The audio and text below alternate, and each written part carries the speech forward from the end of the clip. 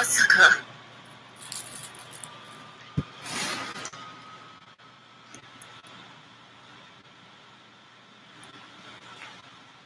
It was good, yo.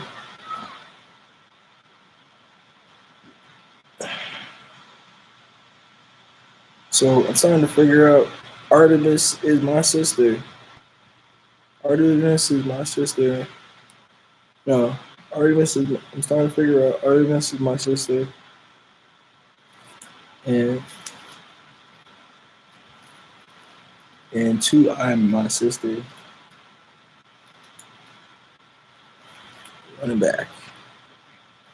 Artemis. Artemis is my sister. And I'm my sister. You got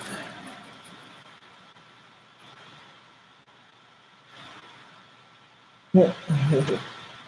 Artemis is my sister. I'm my sister. Artemis is Apollo's sister. The genotype. The genotype. It's the genotype of it. And the way I found this out with this perspective, this frequency is powerful frequency.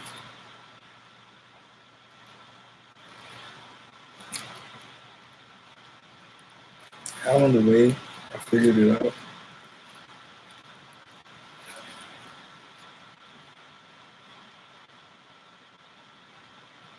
Would with the animation,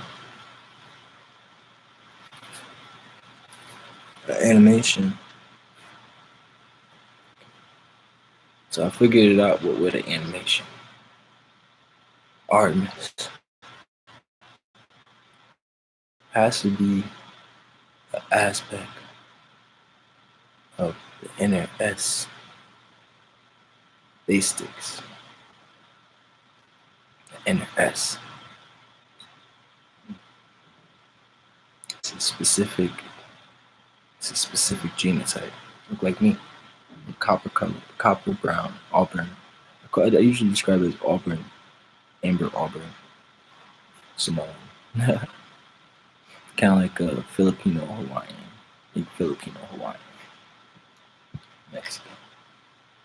Too specific, too much information. Now, but basically, yeah, Mexican woman. Leto, Mexican woman by the name of Leto. Leto.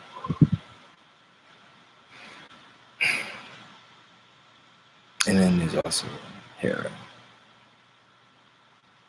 Hera is bad. Hera is not Apollo's mother. Not Apollo's mother, Hera. She's bad. But I wanted to change my thumbnail. Picture. Not for the video, but it's just in my avatar. I want to change that.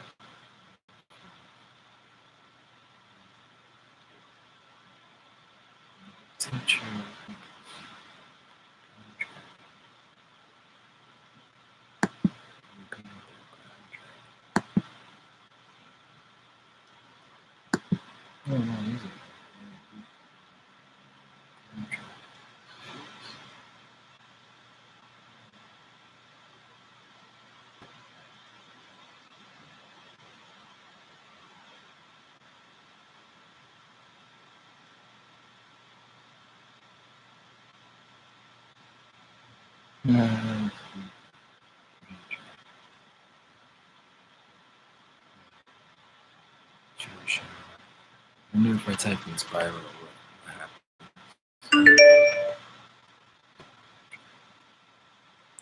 Spirals. He's like a purple. He probably got a really cool dragon.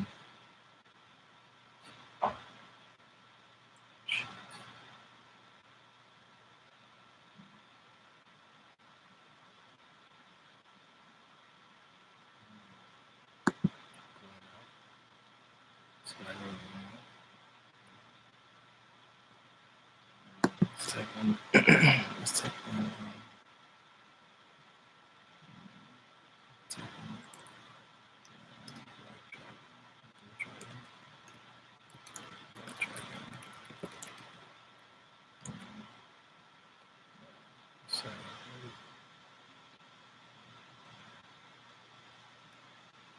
What's that metal element? It's an elemental one. Zinc, dragon.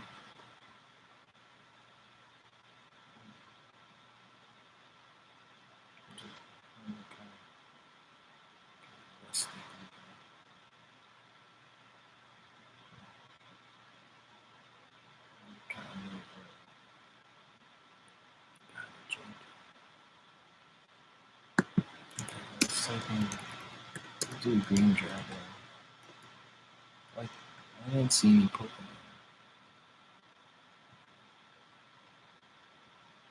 Who's gonna pick one of these ones? Cool, I don't know which one I want to pick. Something like this is the background.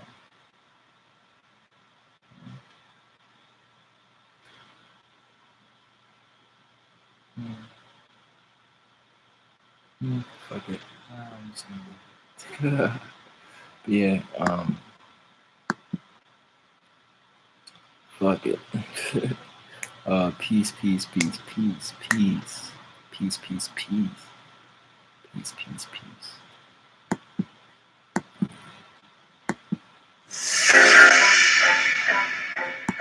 Do the dog-headed one have souls? Voices of the past. The sun sets early in Siberia. At dusk, Bayer Inchinov, one of the most celebrated and experienced shamans east of Lake Baikal, begins his shamanic rituals. Today's ritual is designed to invoke the spirit's healing abilities and thank them for their powers.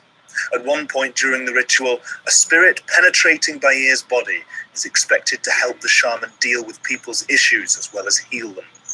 When a shaman becomes aware of the onset of the state of trance, he puts on a cap that covers his eyes. The cap protects the shaman from evil spirits and safeguards the onlookers. According to popular belief, ordinary people are not supposed to see the shaman's eyes at such moments because this might cause them harm.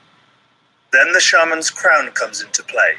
This headgear is fashioned out of iron and has horns on top. Shamans say that as soon as the invoked spirit makes its appearance in the form of a cloud, the horns help guide the spirit into the shaman's body. Kind of like that. As the drumbeat quickens, the nervous tension of the people gathered in the yurt quickly begins to peak. Then the drum abruptly falls silent. The shaman falls to the floor and begins spinning on it. This means that the spirit has entered his body. Video cameras are switched off. Filming a shaman in this state poses a threat to him and his audience.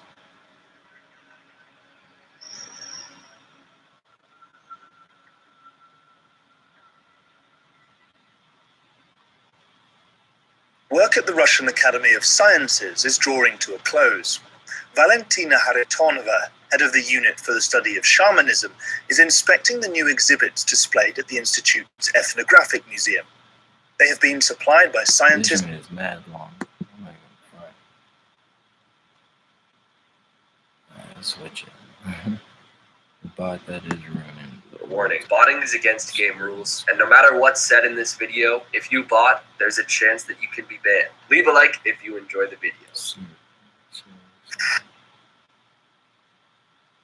Damn. Our planet never ceases to amaze us. The best.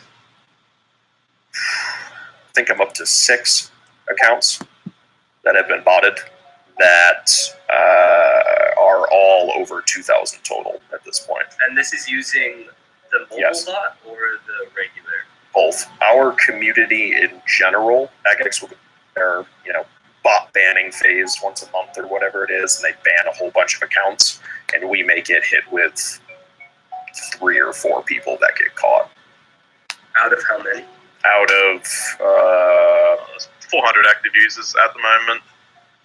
That was a clip from an interview I did with the maker and the head admin of the most successful RuneScape bot. The regular version of the bot has ban rates of 1 to 2%, but the mobile version of this bot is virtually unbannable. More specifically, when did the mobile bot come out, and what are the ban rates on that? Probably been maybe 3 months. In that time frame, I think it was 3.5, 4 months. In that time frame, we've had 1, maybe 2 people catch a 2-day ban. Wait, That's it. like total bans are 1 to 2? Total. Correct. Yeah, it's very minimal. Which could mean that that's even like user error, like they botted something else potentially. Like One of them. That's some nerd shit. Avengers. Like me, Papa in that you Dog. enjoyed Avengers Papa Endgame, Dog. but I don't know. It Papa just didn't Dog really and click Timmy the way Infinity War did. Something Papa Dog. Can you say Papa Dog and the human Something frog? about it, you just can't AKA quite put my bony Apollo. finger on. You didn't feel that emotionally Twin tied sister to it. Artemis. You've watched Infinity War multiple times and enjoyed it, but didn't really have a super burning desire to watch Endgame again. Why is that? Let me break it down. Like most people, I was pretty hyped to see Avengers Endgame because Infinity War was just fantastic for the most part. My only complaint was these stupid army scenes. Ugh. I just don't care about seeing a bunch of tiny CG people run into a bunch of tiny CG monsters. This is a superhero movie, not Lord of the Rings. I want to see individual superheroes I know and have an established emotional connection with fight a bunch of badmans. Hey man, I don't want to see groups of armies comprised of faceless nobodies. Give me the Guardians, Man of Iron, Spider-Lad, and Dr. Weird versus Thanos fight every day. Inject that straight into my veins 100 times before this snooze fest. Now, I had planned to explain in specific detail why I think Lord of the Rings army fight scenes work, but the Avengers ones don't. However, it ended up becoming way too long for something that is not even the subject of the video. So that topic will have to be its own short video next time. So let's move on. First, I'll start by saying, don't worry. I ain't gonna be complaining about no time travel. Yes, I know, time travel always complicates and screws up stories. Everyone knows this. I'm not gonna talk about it. And honestly, it didn't really bother me that much in Endgame anyway. No, my friends, we're going deeper. We're talking about structure. Now, when Endgame started, it was damn good. Right out of the gate, the movie punches you right in the face with this tragic, hard-hitting emotion. It's interesting. I just Scene that's perfectly shot and acted and everything. It's wonderful, and how utterly depressing it is. It really sets the mood for the first third of the movie and how dark it's going to be. How messed up people are after Infinity War. In fact, the whole first third of the movie is just great. We see all the aftermath of the world, of each hero. It's poignant and dramatic. It's dark and tragic. Yet it still feels light enough to be a Marvel movie. It doesn't feel forced or edgy. Also note how Thanos gets the axe in the first 5 minutes of the movie. The entire setup, the whole first third of the movie is not about Thanos, but about dealing with the fact that so many people are gone. And what motivates our protagonist, and what motivates the movie, is our heroes trying to find a way to get those people back. Just keep that tucked in the back of your mind for now. Anyways, they even tell Captain Marvel to get out of here, with a not-so-subtle nod to the audience. Don't worry, we know you didn't like her, so she won't be in the movie that much. So you might not see me for a long time. Everything's looking pretty good, and then... Two people! It starts off okay. Everyone goes off on their own mission. Gotta get the stones. The drama breaks off in little chunks as we get mini-adventures that every character goes on to get the stones. But then you realize something as you watch all the characters go on their individual time heists. Your energy level, your emotional investment in the story seems to have dropped significantly. Why is that? Well, it's because it's all too easy! With the exception of the Soul Gem, there's basically almost no obstacle for the characters to get the Infinity Stones. Hulk gets the Time Stone through the amazing power of polite conversation. Thor has a complete breakdown, but Rocket just kind of walks in and gets the stone without his help. Nebula and Don Cheadle also just kind of walk in and take the stone. That was easy. Captain America does have to get into a minor fight with himself, so at least that's something. But then even Tony and Paul Rudd, who have messed up their plan, all they have to do to fix it is go back in time to where conveniently the magic cube that's really a stone and the magic planet blowing up juice from the Star Trek reboot is all in the same place. Oh, that's nice. They also don't really face any obstacles. They just kind of walk into a highly secure military base and go pick it up. And Tony even gets to have a nice heart-to-heart talk with his old pa. The only real conflict in the entire middle part of the movie was Black Widow sacrificing herself. You know, you'd think when splitting up the heroes into teams, you wouldn't pair the two people who don't actually have superpowers together to get the stone from a place where they have no idea what's Mirror, Dominion of Death. I swear. Thanos murdered my sister. Oh well, I guess it was just lucky, since they're also the most disposable. Lol. You just got pranked. Everyone else just got their Infinity Stone pretty easy. Which is kinda weird when this is going on for over a decade. This problem continues into the last third of the movie. Our heroes have finally gotten all the stones, and they just put them in a glove and snap and undo everything Thanos did. What? And like that, the tension is gone. We got a third of the movie left. Our heroes still haven't confronted the bad guy, and yet they've already completed the main goal of the story pretty easily.